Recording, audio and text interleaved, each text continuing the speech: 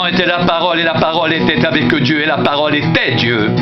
Elle était au commencement avec Dieu, toutes choses ont été faites par elle, et rien de ce qui a été fait n'a été fait sans elle. En elle était la vie, et la vie était la lumière des hommes. La lumière, lui, dans les ténèbres, et les ténèbres ne l'ont point reçue.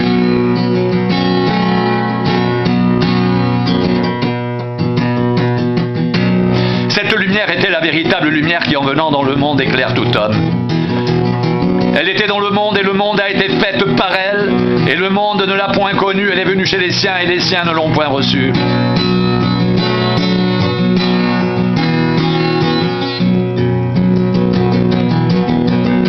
Mais à tous ceux qui l'ont reçue, à ceux qui croient en son nom, elle a donné le pouvoir de devenir enfants de Dieu, lesquels sont nés, non du sang, ni de la volonté de la chair, ni de la volonté de l'homme, mais de Dieu. Et la parole a été faite chair, et elle a habité parmi nous, pleine de grâce et de vérité. Et nous avons contemplé sa gloire, une gloire comme la gloire du Fils unique venu du Père. Après avoir autrefois, plusieurs reprises et de diverses manières, parlé à nos pères par les prophètes, Dieu, dans ces derniers temps, nous a parlé par le Fils, qu'il a établi héritier de toutes choses, par lequel il a aussi créé le monde, et qui étant le reflet de sa gloire et l'empreinte de sa personne, et soutenant toutes choses par sa parole puissante, a fait la purification des péchés, et s'est assis à la droite de la majesté divine, dans les lieux très hauts, devenu d'autant supérieur aux anges, qu'il a hérité d'un nom plus excellent que le leur. Car auquel des anges Dieu a-t-il jamais dit: tu es mon fils, je t'ai engendré aujourd'hui, et encore je serai pour lui un père, et il sera pour moi un fils. Et lorsqu'il introduit de nouveau dans le monde le premier-né, il dit que tous les anges de Dieu l'adorent. De plus, il dit des anges, celui qui a fait de ses anges des vents, et de ses serviteurs une flamme de feu. Mais il a dit au Fils: ton trône, ô Dieu, est éternel. Le sceptre de ton règne est un sceptre d'équité. Tu as aimé la justice et tu as haï l'iniquité. C'est pourquoi, ô Dieu, ton Dieu t'a oint d'une huile de joie au-dessus de tes égaux. Et encore, toi, Seigneur, tu as au commencement fondé la terre, et les cieux sont l'ouvrage de tes mains. Ils périront, mais tu subsistes, ils vieilliront tous comme un vêtement. Tu les rouleras comme un manteau, et ils seront changés. Mais toi, tu restes le même, et tes années ne finiront point. Et auquel des anges a-t-il jamais dit: assieds-toi à ma droite jusqu'à ce que je fasse de tes ennemis ton marchepied. Ne sont-ils pas tous des esprits au service de Dieu, envoyés pour exercer un ministère en faveur de ceux qui doivent hériter du salut?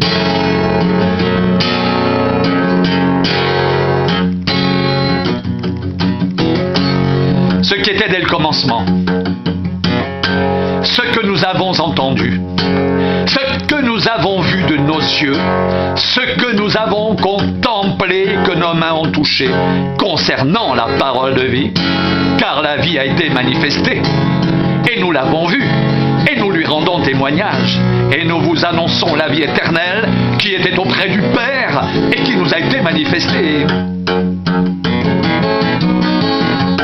Ce que nous avons vu et entendu, nous vous l'annonçons, à vous aussi, afin que vous aussi, vous soyez en communion avec nous. Or, notre communion est avec le Père, avec son Fils Jésus-Christ, et nous écrivons ces choses afin que notre joie soit parfaite. Nous savons que nous sommes de Dieu, et que le monde entier est sous la puissance du malin.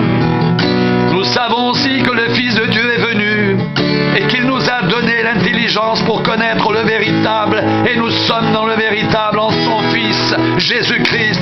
C'est lui qui est le Dieu véritable et la vie éternelle. Petits enfants, gardez-vous des idoles.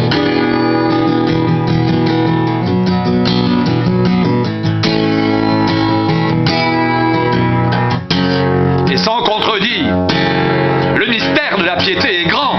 Dieu a été manifesté en chair, justifié par l'Esprit vu des anges, prêché aux gentils, cru dans le monde, élevé dans la gloire.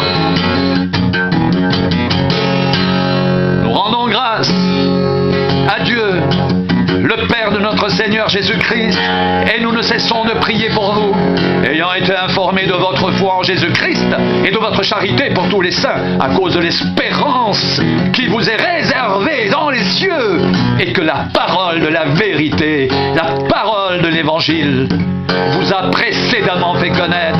Il est au milieu de vous et dans le monde entier. Il porte des fruits, il va grandissant, comme c'est aussi le cas parmi vous depuis le jour où vous avez entendu et connu la grâce de Dieu, conformément à la vérité, d'après les instructions que vous avez reçues d'Épaphras, notre bien-aimé compagnon de service, qui est pour vous un fidèle ministre de Christ et qui nous a appris de quelle charité l'Esprit vous anime.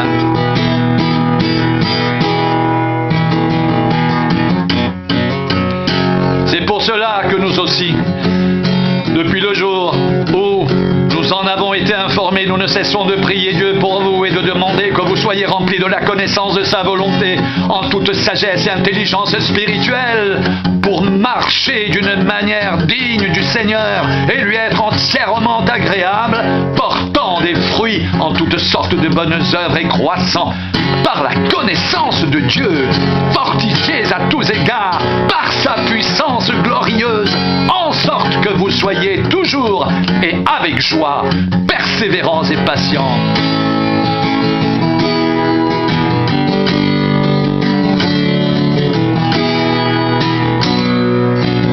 Rendez grâce au Père, qui vous a rendu capable d'avoir part à l'héritage des saints dans la lumière, qui nous a délivrés de la puissance des ténèbres et nous a transportés dans le royaume du Fils de son amour, en qui nous avons la rédemption, la rémission des péchés. Il est l'image du Dieu invisible, le premier-né de toute la création, car en lui ont été créées toutes les choses qui sont dans les cieux et sur la terre, les visibles et les invisibles, trône, dignité, domination, autorité, tout a été créé par lui et pour lui. Il est avant toute chose, et toutes choses subsistent en lui. Il est la tête du corps de l'Église. Il est le commencement, le premier-né d'entre les morts, afin d'être en tout le premier, car Dieu a voulu que toute plénitude habitât en lui. Il a voulu, par lui, réconcilier tout avec lui-même, tant ce qui est sur la terre que ce qui est dans les cieux, en faisant la paix par lui, par le sang de la croix. Et vous qui étiez autrefois étrangers et ennemis par vos pensées et par vos mauvaises œuvres, il vous a maintenant réconciliés par sa mort dans le corps de sa chair, pour vous faire paraître devant lui, saints, irrépréhensibles et sans reproche, si du moins vous demeurez fondés et inébranlables dans la foi, sans vous détourner de l'espérance de l'Évangile que vous avez entendu, qui a été prêché à toute créature sous le ciel, et dont moi, Paul, j'ai été fait ministre. Je me réjouis maintenant dans mes souffrances pour vous.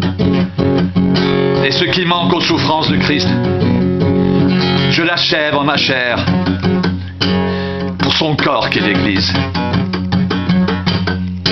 C'est d'elle que j'ai été fait ministre, selon la charge que Dieu m'a donnée auprès de vous, afin que j'annonce pleinement la parole de Dieu, le mystère caché de tout temps et dans tous les âges, mais révélez maintenant à ces saints à qui Dieu a voulu faire connaître quelle est la glorieuse richesse de ce mystère parmi les païens, savoir Christ en vous, l'espérance de la gloire.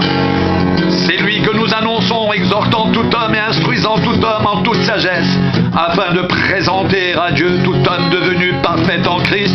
C'est à quoi je travaille en combattant avec sa force qui agit puissamment en moi.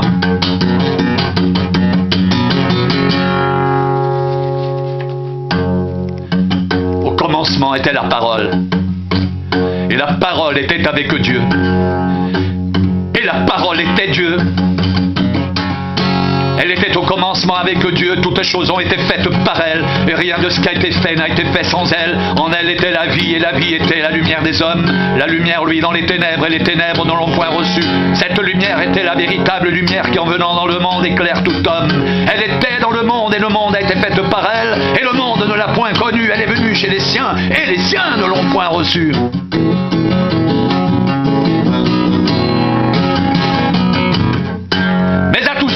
reçus. À ceux qui croient en son nom, elle a donné le pouvoir de devenir enfants de Dieu, lesquels sont nés non du sang, ni de la volonté de la chair, ni de la volonté de l'homme, mais de Dieu. Et la parole a été faite chair, et elle a habité parmi nous, pleine de grâce et de vérité. Et nous avons contemplé sa gloire, une gloire comme la gloire du Fils unique venu du Père.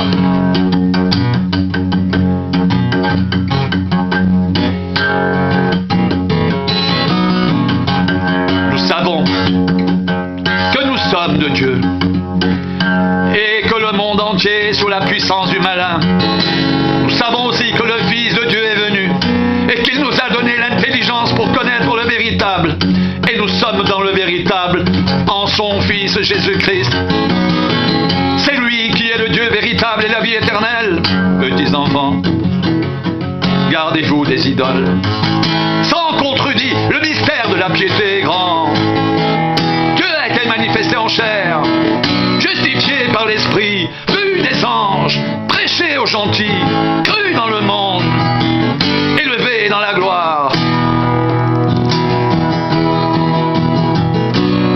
Ce qu'était dès le commencement, ce que nous avons entendu, ce que nous avons vu de nos yeux, ce que nous avons contemplé, et ce que nos mains ont touché concernant la parole de vie.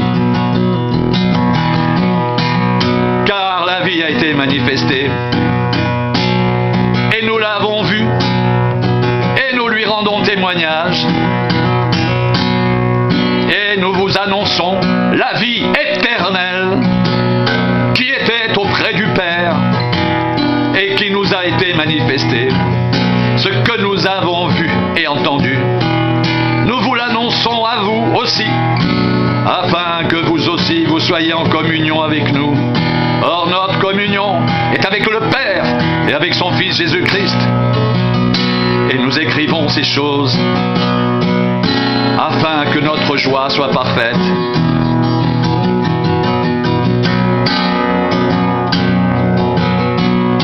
Au commencement était la parole, et la parole était avec Dieu, et la parole était Dieu.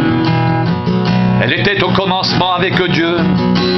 Toutes choses ont été faites par elle. Rien de ce qui a été fait n'a été fait sans elle.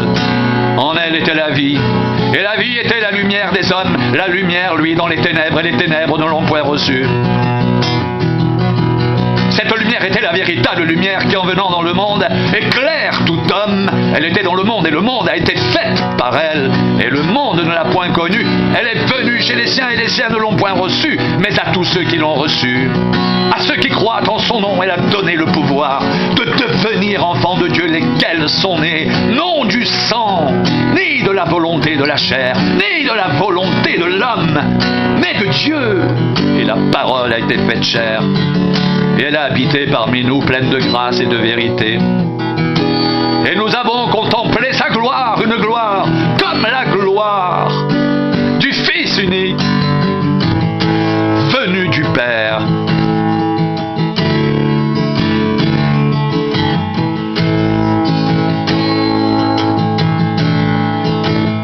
Après avoir autrefois à plusieurs reprises de diverses manières parlé à nos pères par les prophètes, Dieu, dans ces derniers temps, nous a parlé par le Fils, qu'il a établi héritier de toutes choses,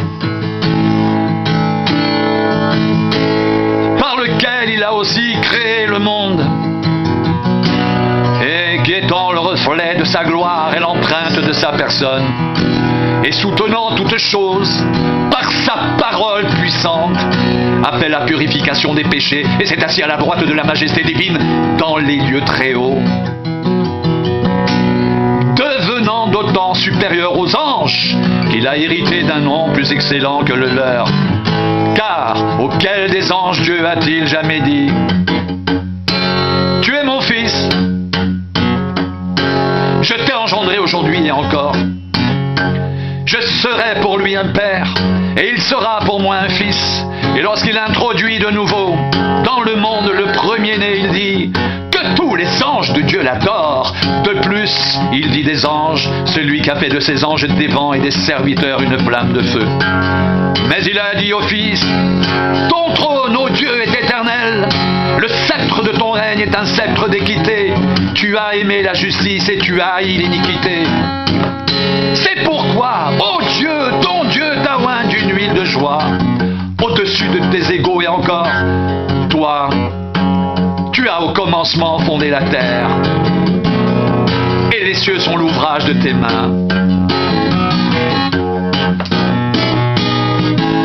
Ils périront,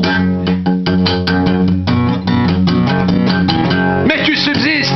Ils vieilliront tous comme un vêtement, tu les rouleras comme un manteau, ils seront changés. Mais toi, tu restes le même, et tes années ne finiront point. Et auquel des anges a-t-il jamais dit: assieds-toi à ma droite, jusqu'à ce que je fasse de tes ennemis ton marchepied? Ne sont-ils pas tous des esprits au service de Dieu, envoyés pour exercer un ministère en faveur de ceux qui doivent hériter du salut?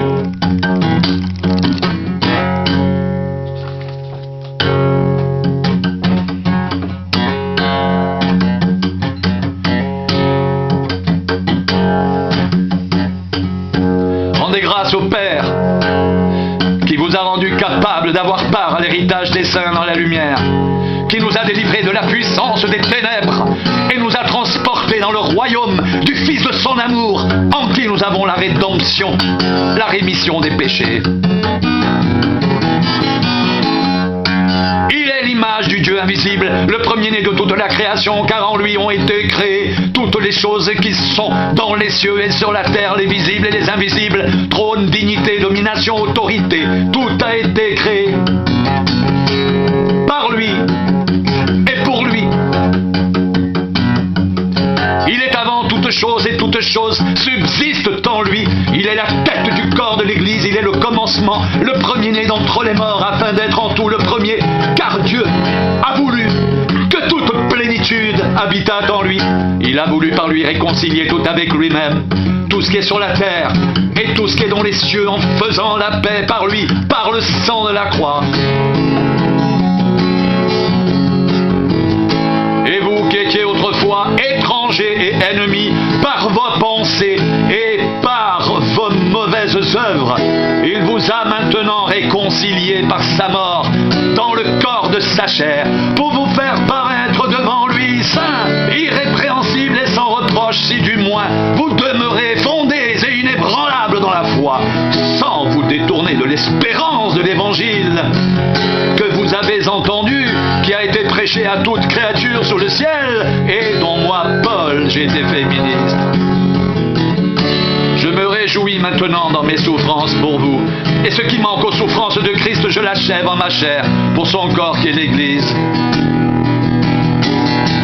C'est d'elle que j'ai été fait ministre selon la charge que Dieu m'a donnée auprès de vous, afin que j'annonce pleinement la parole de Dieu, le mystère caché de tout temps et dans tous les âges, mais révélé maintenant à ses saints, à qui Dieu a voulu faire connaître quelle est la glorieuse richesse de ce mystère parmi les païens, savoir Christ en vous, l'espérance de la gloire. Christ en vous, l'espérance de la gloire. C'est lui que nous annonçons, exhortant tout homme et instruisant tout homme en toute sagesse, afin de présenter à Dieu tout homme devenu parfait en Christ. C'est à quoi je travaille en combattant avec sa force qui agit puissamment en moi.